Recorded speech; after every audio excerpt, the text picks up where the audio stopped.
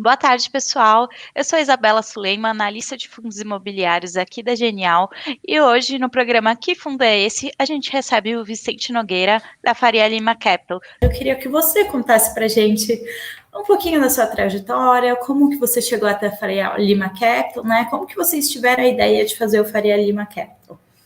Ótimo, obrigado, Isa. Obrigado pela oportunidade de estar aqui conversando com vocês, tá? Obrigada a você pelo aceite. Então, eu fiz engenharia eletrônica, estudei na Poli, na USP, depois eu fiz MBA em Kellogg.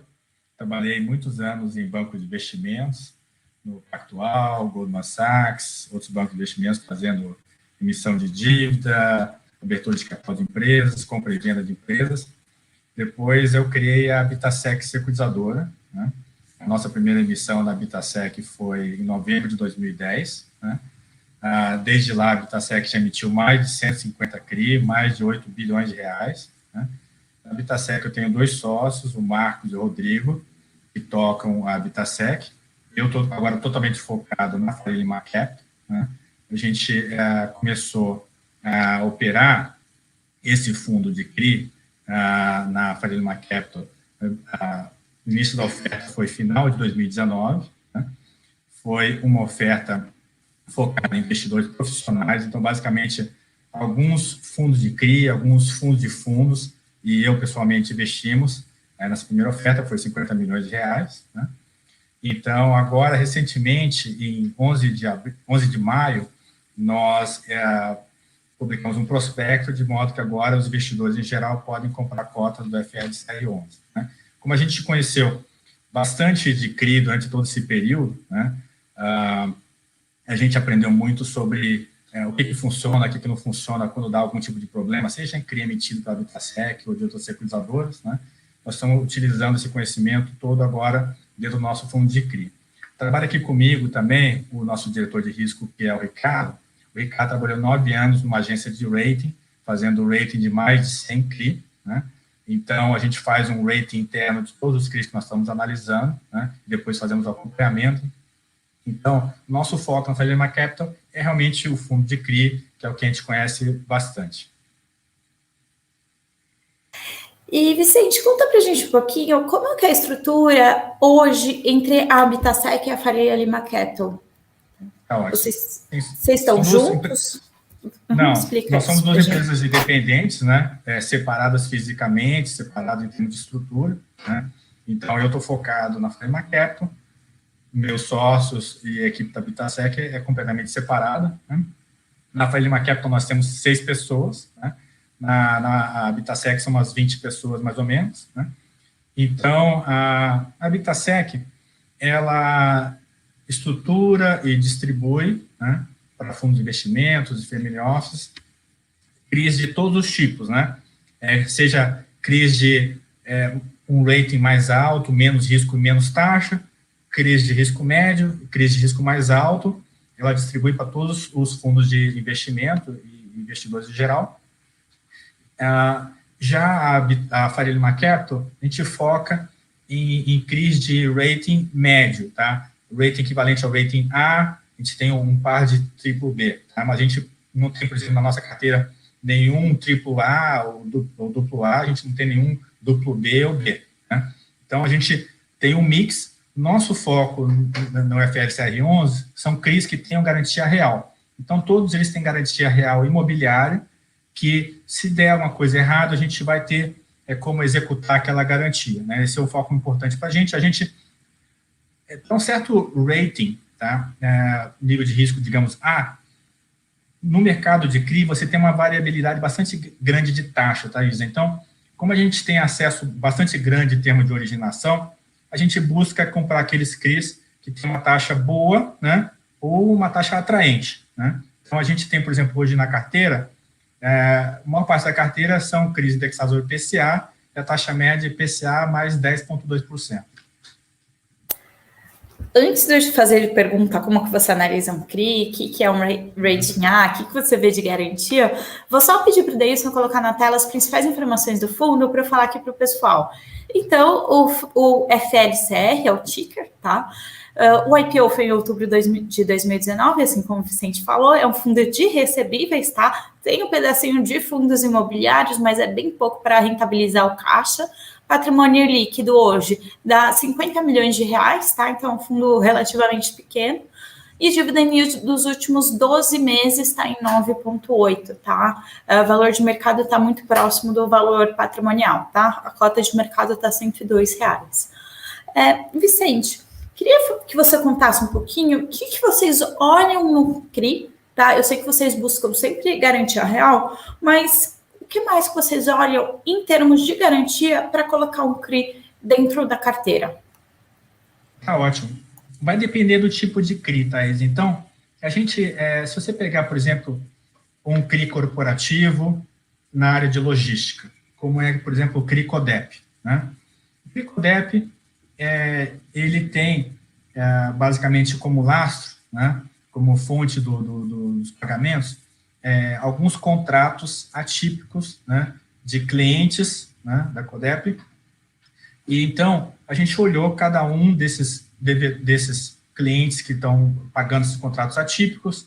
A gente olhou muito também a garantia, onde é que a garantia está localizada, né?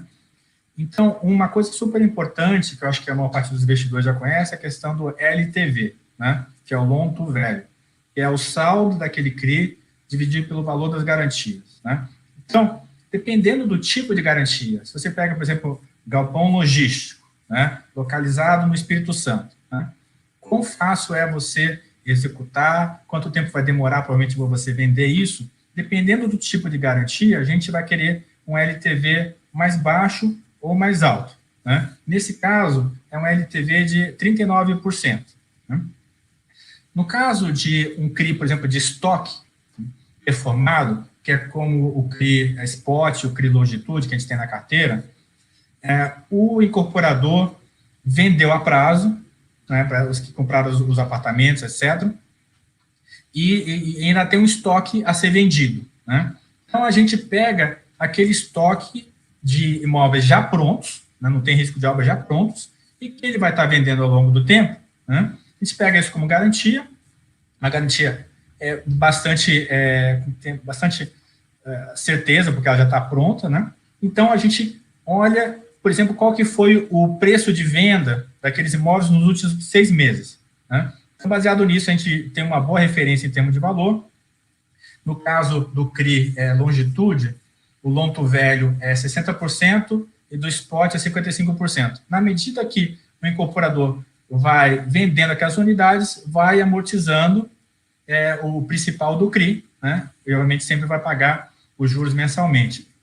Então, a gente vai olhar, onde é que está localizado esse prédio, essas casas, né? Como é que tem sido a velocidade de vendas? A que preço está sendo vendido? Né? Então, baseado, né, na liquidez dos imóveis, a gente vai querer também um LTV mais alto ou mais baixo, e isso vai afetar o rating e vai afetar a taxa mínima aceitável para aquele tipo de CRI. Vou pegar um outro tipo de CRI, um CRI que tenha um mix de estoque e de recebíveis, né? É o caso do nosso CRI Manhattan, tá? O CRI Manhattan é um CRI que está IPCA mais 12%, né, uma taxa bem bacana, e tem uma quantidade bem substancial de estoque, né, e de recebíveis também. Tem um LTV de 39%. Né? Então, nesse caso, a gente vai acompanhando as vendas, vai acompanhando como é que está a adimplência daqueles recebíveis. Normalmente, vocês têm alguns índices de cobertura, de garantia, que tem que ser cobertos mês a mês. Né? Se você pegar um CRI que tenha obras, como são o caso dos nossos 2 CRI Colmeia, a gente tem o CRI Colmeia Rhodes e tem o CRI Colmeia de Bengala. Nesse caso, um já está com 70% de obra concluída, o outro está com 65% de obra concluída. Né? Também tem bastante garantia, né? No caso do CRI Colmeia Rhodes, a gente tem um LTV de 44%, no CRI Colmeia de Bengala é 79%, até tem taxas diferentes. A gente, nesse caso, a gente quer ter certeza que a obra vai ser concluída. Então, a securizadora retém um fundo de obra, né, com dinheiro mais do que o suficiente para terminar a obra. Então, mensalmente, é visto que quanto que evolui essa obra, é feito o desembolso, né, o pagamento para cobrir esse custo de obra, e se aumentou os custos da obra, mais ou menos, você vai ter que fazer um aporte naquele fundo de obra, né? Então,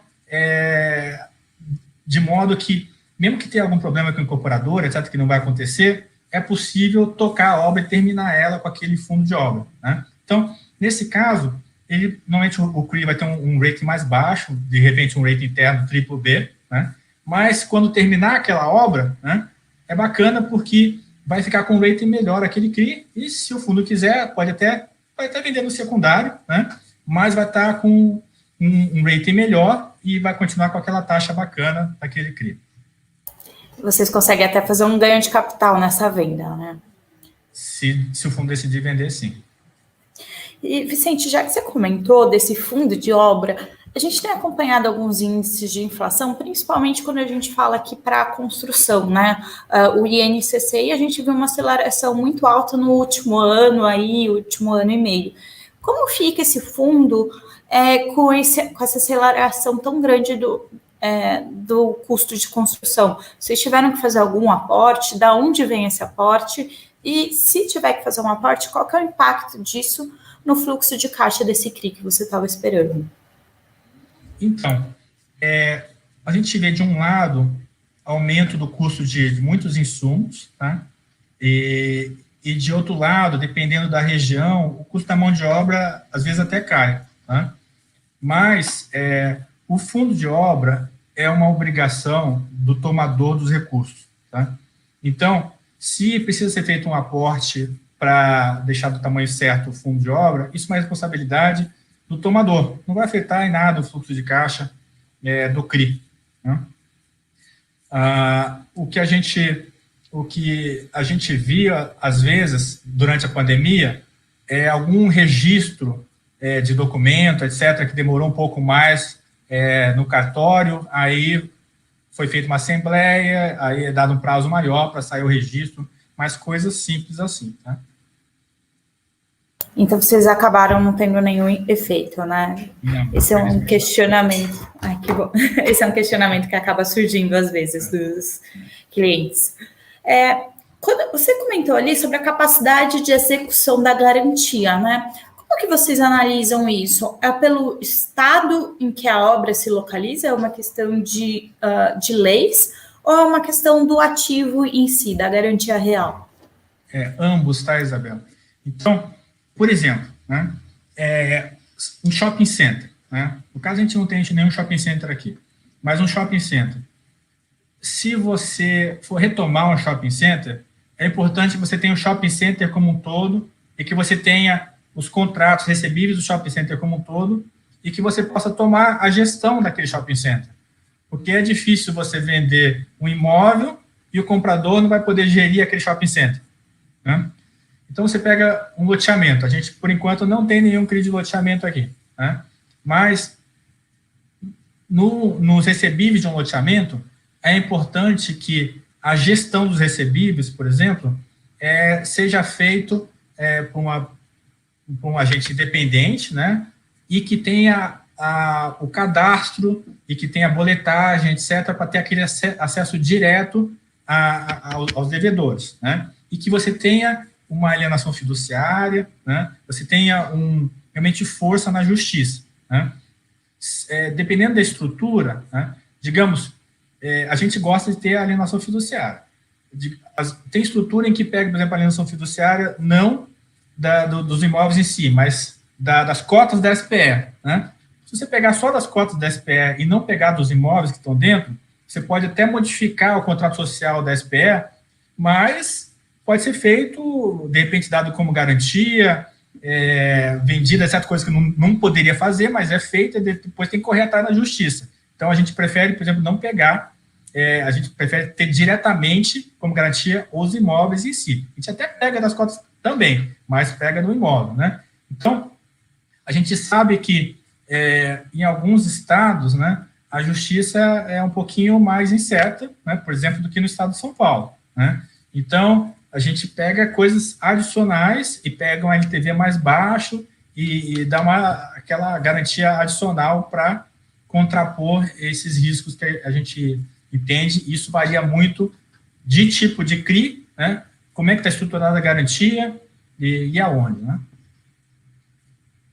Perfeito. E a gente começou a falar um pouco de garantia, de tipos diferentes de garantia, alienação fiduciária do imóvel, das cotas de SPE. Hoje, vocês têm algum CRI que chega para vocês com uma garantia que vocês falam, eu não quero essa garantia de jeito nenhum? Sim, já aconteceu diversas vezes, tá? A gente já analisou muitos CRIs que a gente não gostou e simplesmente deixamos para lá. A gente gostou da taxa, etc., mas a gente até às vezes inicialmente gostou de como estava, e aparece alguma coisa no due diligence, a gente pula fora mesmo. A gente só quer, na nossa carteira, CRI que se daqui a X anos der algum problema, a gente vai ter uma garantia imobiliária para acessar. A gente acha isso muito importante. Então, a nossa velocidade de alocação depende muito disso. A gente prefere ficar com o dinheiro não investido em CRI do que comprar um CRI que a gente não está tranquilo nesse sentido e também que não tem uma taxa boa. Então, o que a gente fez? Como alguns CRI às vezes atrasam, ou às vezes a gente decide não investir num certo CRI que a gente achava que ia investir, a gente, no início do ano passado, decidiu analisar basicamente 30 FIIs de CRI, né? E baseado na qualidade dos FIIs, dos CRIs investidos nesses FIIs, distribuições, nossa própria projeção de rendimentos futuros e o preço, né, a gente começou a investir em FII de CRI, e no ano passado a gente teve um rendimento de 12%. Se você olhar o mix de DI mais FII de CRI, seja proventos ou ganho de capital, né? Esse ano está em 7,5%, de modo que o nosso dinheiro não fica parado em DI, né? A gente faz como se fosse um FOF de FII de CRI para parte do dinheiro que não está alocado ainda em CRI especificamente. De forma a aumentar o carrego, né? Não ficar o dinheiro queimando ali em caixa, como a gente disse. Você pode dar algum exemplo desses CRIs que chegaram e a garantia, assim, tinha alguma coisa ali que você falou, não quero? Sim, é uma questão de risco e retorno, né? Às vezes aparece alguma coisa que pode ser questionada na garantia, né? Pode ser que, inicialmente, a estrutura supõe uma alienação fiduciária do imóvel, depois fica claro que não é possível dar mais do imóvel especificamente, vai ter que dar só a cota da SPE, a gente pula fora, né? Porque a gente prefere não tomar esse tipo de risco. Obviamente que, às vezes, dependendo do perfil do fundo, né? Dependendo da taxa, né? A gente tem coisas que a gente prefere investir, mas por isso que o nosso foco do fundo é risco médio, né? Não é risco super baixo, né? Porque tem também taxa super baixa, e não é um risco mais alto, possivelmente não é do nosso experiência, etc. A gente não quer estar passando por esse tipo de problema. Pode acontecer ou não, obviamente, né? Eu queria te questionar também, uma das variáveis que vocês acabam analisando é a capacidade de pagamento do credor, do devedor. Tomador, isso. Queria saber como que vocês analisam essa capacidade de pagamento, principalmente quando tem um desenvolvimento, como, por exemplo, os CRIs Colmeia que você tem lá no Nordeste. Então, né, a coisa bacana de um CRI é que você consegue ter um rating, um nível de risco mais baixo do que o risco específico do tomador, né? Se você pega um monte de garantia, né? Você pega, por exemplo, recebíveis, você vai analisar o risco de cada uma daquelas pessoas que está pagando em termos de como é que foi o histórico de pagamento. Teve algum nível de inadimplência ou não, né? Como é que foi essa inadimplência? Os que tiverem inadimplência a partir de um certo ponto você não vai contar dentro da carteira ou vai pedir uma cobertura muito maior. Então, você ajusta baseado no risco da carteira em si, né? E você olha também como é que vai ser as suas garantias para retomar caso dê problema. No caso de um CRI corporativo, por exemplo, o CRI Embraed, tá? O CRI Embraed é uma incorporadora grande lá de Camboriú, gigante mesmo, né? E que tem um fluxo muito grande de pagamentos e tem uma garantia também enorme, né? Então, nesse caso, você olha, né, como é que foi o histórico e como é que é o índice de cobertura, por exemplo, de endividamento dividido por EBITDA da companhia, aqueles índices clássicos, né? E aí sim um CRI, nesse caso do Embraed, um CRI corporativo, né? Mas a gente vai pegar também uma garantia imobiliária gigante caso dê problema. Então, você tem no CRI, né, um rate melhor do que se fosse só corporativa. A gente não compra aquele chamado CRI Venture, né, que é o CRI sem garantia real, né? A gente só compra coisa com garantia real, de modo a essas proteções adicionais. Que faz sentido ter alguns riscos que é melhor a gente não tomar e também sai um pouco do foco de vocês. Sim, e por isso que a gente tem aqui também o Ricardo, que é o nosso diretor de risco, que fez o rating de mais de 100 CRI ao longo de 9 anos, então ele sabe analisar e ver direitinho qual que é o risco corporativo, além desses outros riscos, né? Ele é um mestre já, ele consegue bater o olho e saber já onde dói, onde o sapato aperta. Isso mesmo. Eu tenho uma pergunta aqui que está um pouco em linha com o que o Felipe está falando. Ele está falando assim, pensando no futuro dos fundos em novas emissões, ele queria saber a sua opinião sobre alguns aspectos. Ele vê alguns gestores fazendo emissões para pulverizar os CRIs, né, a base de CRIs que ele tem ali dentro, e diluir o risco. Mas ele fala também que, por exemplo, uma carteira com 30, 40 CRIs fica mais difícil de acompanhar e gerenciar essa base tão pulverizada. Que, na opinião dele, do Felipe, deveria ser uma boa prática dos gestores, sem você ficar dependendo tanto da qualidade da securitizadora. Você concorda com ele que quando a gente tem muitos CRIs fica difícil de fazer esse acompanhamento? E eu queria emendar um pouco a pergunta dele e perguntar como vocês fazem o acompanhamento? O que vocês acompanham? Quais são os drivers que vocês acompanham também? Tá bom. A concentração máxima, né, é 10% do patrimônio líquido, né? Então, com um fundo imobiliário de 50 e poucos, 50 milhões, 51 milhões, o máximo seria 5 milhões e pouco, no caso do nosso fundo atualmente, né? A gente tinha um CRI, o CODEP, que a gente tinha mais do que isso, tinha mais ou menos 9 milhões e meio. Então, a gente tinha 6 meses até o início de julho para reenquadrar o fundo, né? Finalizada a oferta. A gente vendeu agora, né? Em junho, a gente vendeu 5 milhões de CODEP, então a gente ajustou nesse sentido, né? E agora é um trade-off, tá, Isa? Se você só pode comprar no máximo 5 milhões de um determinado CRI, você vai ter que estar co-investindo, né? Então, você quer co-investir com bons gestores, né? Então, esse é um fator adicional que a gente olha, né? Então, a gente está olhando um CRI de 50 milhões, a gente está comprando 5 milhões.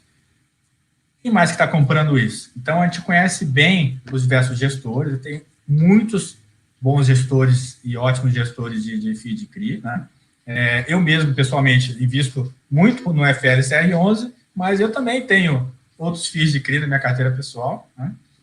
Então, quando os fundos crescem, normalmente eles colocam um tamanho mínimo de investimento.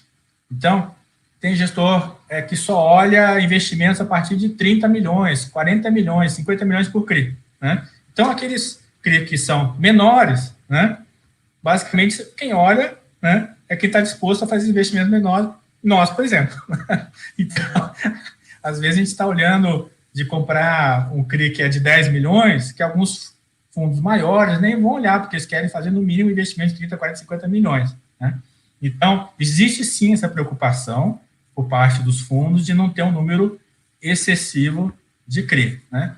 E óbvio que se você tem um número maior de CRI para acompanhar, você precisa ter uma equipe maior, tão simples quanto isso, né?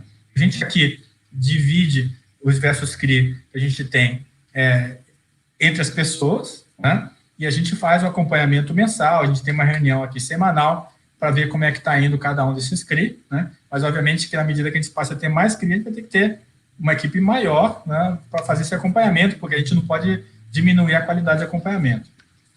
Exato.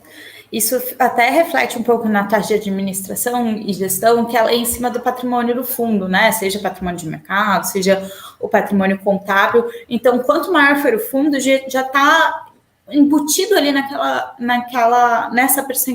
nesse percentual, o custo de uma pessoa adicional, se você vier a ter que contratar, né?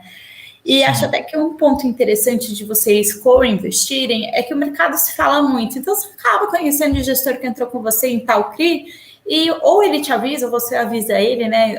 Tá dando um problema aqui, vamos chamar uma assembleia, vamos falar com o pessoal, vamos tentar achar uma solução, né? Então, acaba sendo tem bastante gente olhando quando você é um fundo um pouco menor, né? Sim, Isa, e também ao longo de toda a história da Habitasec, né, quando eu estava com foco lá, a gente, né, fez um relacionamento muito bom com os gestores, a gente conheceu como é que é o perfil de cada gestor, né? Por exemplo, quando um CRI dá problema, tem gestor que age de um certo modo, tem gestor que age de modo diferente, cada um tem seu perfil um pouco diferente, né? Então, a gente busca co-investir com gestores que têm um perfil parecido com o nosso, né? E, como você falou, né, quanto mais CRI você tem, você precisa de uma equipe maior, né? E, além disso, também, se um CRI é um CRI mais complicado, um CRI de obra, por exemplo, vai dar mais trabalho também. Você vai ter que fazer um acompanhamento mais em cima. Se a coisa começou a sair um pouquinho dos trilhos, tem que atuar rapidamente para não chegar a dar problema, né? Sim. E a gente vê que esses fundos que têm bastante loteamento, bastante desenvolvimento, risco de venda, eles têm que ter, a taxa é mais alta, né? Eles acabam cobrando 0,2%, 1% para cima. E eles têm uma estrutura bizarra, sistemas para acompanhar eles acabam abrindo assim, num nível muito, muito minucioso para poder acompanhar realmente aquela carteira, né? Queria que você falasse, vocês não investem hoje nem em loteamento, nem em shopping, mas dos ativos que vocês têm na casa, quais são os principais indicadores que vocês acompanham ao longo da história do investimento nesses CRIs? Normalmente é o índice de cobertura, né? Como é que está vindo o fluxo versus o pagamento mensal, né? Como é que está o índice das garantias versus o saldo, né? Mas cada CRI tem os chamados covenants, né, que tem que ser cumpridos mensalmente, né? Então, todos esses índices que têm que ser cobertos mensalmente, obviamente, nós acompanhamos, né? E no caso de um CRI que tenha, por exemplo, obra, né, como é que está andando a obra também versus o que estava esperado, como é que estão andando os custos, isso aí tudo é acompanhado, né? Então, depende do tipo de CRI. E outra, a gente não tem nada contra CRI de shopping, tá? A gente gosta de CRI de shopping, por enquanto, só que a gente não comprou. A gente também gosta de CRI de loteamento, né? Por enquanto, só que a gente não comprou. E, fazendo um gancho, por enquanto, a gente só tem CRI da Habitasec, tá? Mas a gente já olhou, e nós estamos olhando CRI de outras securitizadoras, tá? E pretendemos comprar CRI de outras securitizadoras. Desde que o CRI tenha as garantias no nível que a gente goste, tem uma taxa que a gente goste, a gente vai comprar, tá? Perfeito. E só para encerrar aqui, até que nosso tempo já está acabando, queria saber um pouco o que você vê de futuro para esse fundo, tá? Qual que é os planos para daqui 1, 2 anos para o fundo? Tá. Olha, nós vamos crescer na medida que a gente encontre CRIs de boa qualidade, que tem uma taxa adequada, né? Então, nós já estamos com um pipeline bem bacana, tá? E já estamos colocando alguns CRI que não temos mais espaço para comprar, já está colocando alguns em warehousing, tá? Então, numa hora que for adequada, a gente vai crescer o fundo, mas vai crescer na velocidade em que a gente vá alocando e tenha um retorno adequado para os investidores, né? Nós temos aí, hoje em dia, como investidores, principalmente 4 ou 5 grandes gestoras, eu pessoalmente, né? São pessoas que vão estar tá em cima, querem ter uma boa qualidade da carteira, uma boa qualidade de resultados, né? E agora, felizmente, a gente pode ter investidores em geral participando do fundo também, né? Então, nós vamos crescer de uma maneira regrada, né? Baseado na velocidade que a gente consiga criar que tem esse nível de risco e taxas atrativas para ele, tá? Perfeito. Para explicar para o pessoal, é até um conceito que eu vejo falando de várias formas, né? Warehousing, barriga de aluguel, é quando você já tem o CRI, ele já existe, só que você ainda não tem o caixa para comprar. Então, você pede para o gestor, para o emissor, para alguém segurar esse CRI dentro do fundo, do balanço, onde for, enquanto você ainda não tem dinheiro. Quando você tem dinheiro, você compra, normalmente o valor é na curva ou ele já é pré-acordado. É um termo aí que eu vejo muita gente falando de várias formas, então só para deixar claro aqui para o pessoal. É isso mesmo. E uma pergunta que me faz às vezes também, Isa, ok, você tem aí 8 milhões de reais em FII de CRI, né? Uhum. Quanto do teu fundo que você quer que fique alocado em FII de CRI, né? Isso daí vai depender, né, do que a gente espera, né, de cada investimento do FII de CRI. Quando a gente faz uma compra, é porque a gente acha que a gente está comprando barato aquele FII, que a gente vai ter não só rendimento, como vai ter ganho de capital, né? Então, quando a gente acredita que vai ter um ganho de capital, a gente tem que aguardar até o timing certo de ter aquele ganho de capital esperado, né? E, feito isso, né, se vem um outro CRI, né, a gente vai colocar ele em warehouse, né, vai realizar o ganho de capital e depois, mais tarde, compra, né? Mas, se já está naquele timing adequado de vender o investimento FII de CRI e tem um outro CRI entrando, a gente vai substituir, então a gente pode ficar desde zero alocado em FII de CRI até, sei lá, uns 20%, vai variar em termos do que a gente acha que vai dar o melhor retorno para os investidores. É super importante isso que você falou, Vicente. Eu até frisar, porque é uma coisa que eu recebo muito questionamento e eu falo muito para o investidor. Ah, mas o fundo está caindo, está na hora de eu vender? Gente, lembra por que você investiu? Eu sempre lembro por que eu recomendei o fundo, né? Estou vendo uma valorização do capital. Caiu, gente, faz parte do jogo, a gente está falando de renda variável, mas tem que entender que se a gente acredita que vai crescer, tem um fundamento ali por trás, não estiquei um gráfico aqui, tracei uma linha reta e falei, não, vai chegar nesse número. Não, tem um fundamento, tem alguma coisa que justifica. E no momento, principalmente de queda, a gente tem que lembrar, poxa, acho que chega até esse preço. E também no momento de alta, eu vi muito fundo chegando aí a 30%, 40% de ágio, dava recomendação de sell ou de short, o que for, a ideia era fazer short, mas aí eu vi que não tinha tanta liquidez, de recomendação de sell, e tinha gente que queria comprar mais, gente, não, chegou assim, já está muito esticado. Lembra por que você investiu? Acho que isso é uma lição muito importante, né?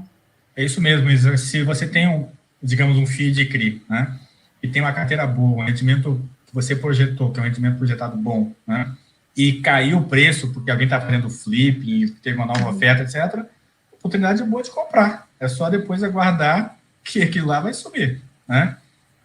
Agora, se chegou num certo preço, né, que você acha que é adequado, né, não fica esperando muito, não. Realiza o teu ganho. Provavelmente vai ter outras coisas que você puder comprar naquele momento, né? Exato. Eu recebi, às vezes, carteira de assessor pedindo para eu analisar a carteira de cliente. Eu falava, vende esse fundo aqui, faz o ágio em bolsa, que são, sei lá, 6 meses de dividendo, aplica em outra coisa, e quando a cota cair, você volta. Você pode gostar do fundo, só que assim, não faz sentido você carregar, né? Exatamente. Faz o ganho, põe no bolso que você ganha mais. Por sinal, o nosso está tradando aí muito perto do patrimonial. Exato, hoje vocês estão a um preço bem justo, né? Quanto que negocia por dia, Vicente? Eu vi, mas eu esqueci, é 50 mil? Olha, no mês passado, tá, foi 200 e poucos mil. Nesse mês está menos, né? Por quê? Porque o investimento está bem concentrado em alguns gestores que não estão vendendo, né? Uhum. Eu acho que é um bom sinal, né? Mas, então, por isso que o volume é pequeno, mas eu espero que algumas lives como essa, Isa, né, ajude a gente a aumentar aí o número de investidores, e uma hora que a gente fizer uma oferta mais pulverizada, vai aumentar bastante isso. Mas você não precisa também, né? Você tem que ver, cada pessoa ver qual a sua necessidade de liquidez, né? Se você tem uma coisa que é boa, né, de boa qualidade, com bom rendimento, né, você pode comprar aquilo lá para segurar também, né? Exatamente. E pensar só no dividendo, né? Fica até mais simples. A gente não compra um imóvel pensando em vender no dia seguinte, né, pessoal? Isso mesmo. Vicente, queria te agradecer muito pela sua disponibilidade de bater um papo aqui com a gente. Foi um papo super enriquecedor.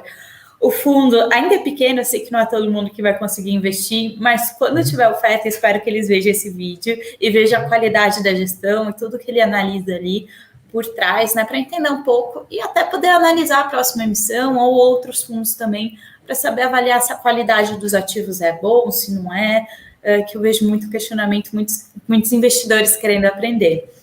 Queria agradecer muito você e quando tiver uma próxima... Quando tiver uma próxima emissão, a gente volta a conversar. Obrigada a você. Muito obrigado, viu? Tchau, tchau.